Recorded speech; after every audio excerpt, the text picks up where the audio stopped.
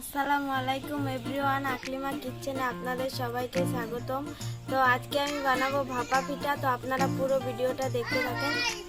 ভাপা পিঠাটা বানানোর জন্য এখানে আমি চাউলের গুঁড়া নিয়ে নিয়েছি, এখানে গুড় নিয়ে নিয়েছি, এই দেখুন পরিমাণ মতো নুন নিয়ে নিয়েছি, এখানে পানি নিয়ে নিয়েছি। সবগুলো উপকরণ আমার ভাপা পিঠা বানানোর জন্য লাগবে। তো এখানে আমি এক এক করে দিয়ে ভাপা পিঠার এটা তৈরি করে নেব। তার জন্য প্রথমে আমি এখানে দিয়ে দিব নুন, এই যে। এবার আমি পানি দিয়ে দিব অল্প অল্প করে।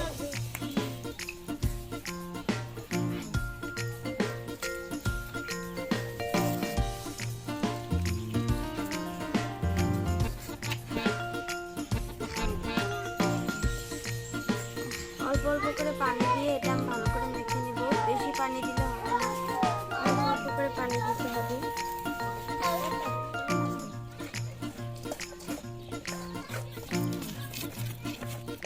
এই দেখেন আমার গুঁড়িটা মাখা হয়ে গেছে। আমি কিন্তু গুঁড়িটা চেলে নেইনি, আমি হাত দিয়ে ভালো করে মেখে নিয়েছি।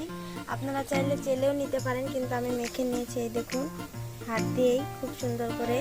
এবার আমি এই কেটলির মুখাটাই আমি ভাপা পিঠাটা বানাবো। এটা আমি ভালো করে ভরে দেবো। দেখুন, এবার আপনারা দেখুন, আসুন এরকম করে আমি ভরে নিব। দলা দলা ভাব কিন্তু রাখা যাবে না, এরকম করে ভরতে হবে। পুরিটা দিয়ে দিব, দিয়ে আমি উপর দিয়ে মিঠাইটা দিয়ে দিব এরকম করে ছড়িয়ে।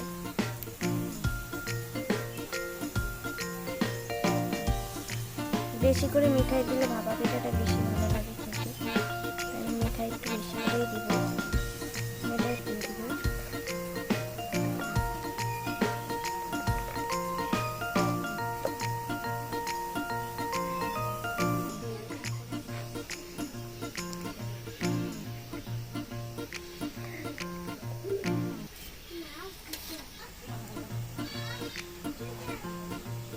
ভাপা পিঠাটা ভরা হয়ে গেছে। এবার আমি এখানে কলসে পানি বসিয়ে নিয়েছি, সেদ্ধ বসিয়ে এরপরে আমি ভরে নিয়েছি। এখানে আমি একটা সুতির তেনা নিয়েছি, এবার এটা আমি ভরে নিয়েছি। এই দেখুন তেনা দিয়ে ভালো করে পেঁচিয়ে নিয়েছি। এবার আমি কলসে এটা বসিয়ে দিব। এখানে পানিটা ভাপ উঠে গেছে।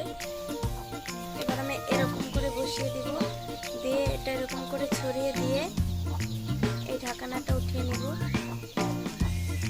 উঠিয়ে নিয়ে ভালো করে তেনাটা এরকম করে পেঁচিয়ে দিতে হবে।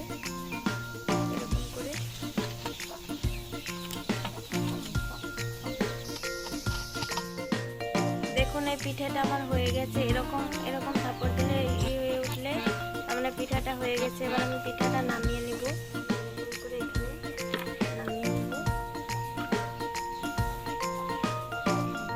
হয়েছে কি সুন্দর গোল হয়েছে। অনেক সময় আরেকটা ঘুরে নিয়েছিলাম, এবার আমি আরেকটা এরকম করে দিয়ে দেব।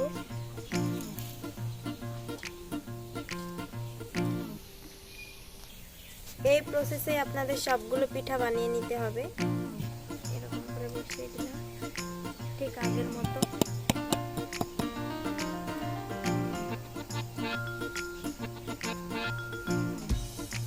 পিঠাটা আমার হয়ে এসেছে, এবার আমি নামিয়ে নিব। এই দেখুন আমার পিঠাটা হয়ে গেছে, এবার আমি নামিয়ে নিব।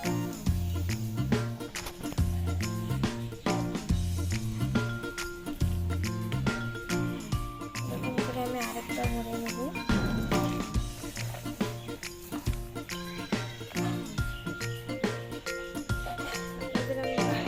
আপনারা গুড় যত বেশি দিবে পিঠাটা কিন্তু তত বেশি ভালো লাগবে খেতে।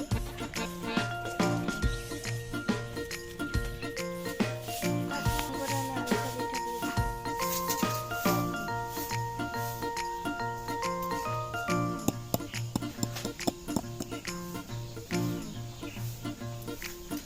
কম করে আমার এই পিঠাটাও হয়ে গেছে কিনা আমি দেখবো। এবার পিঠাটা হয়ে গেছে, এবার আমি নামিয়ে নিব।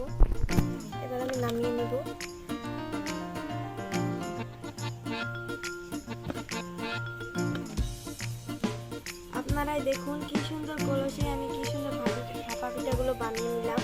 আমার এখানে 5টা ভাপা পিঠা হয়েছে। দেখুন একদম নরম তুলতুলে।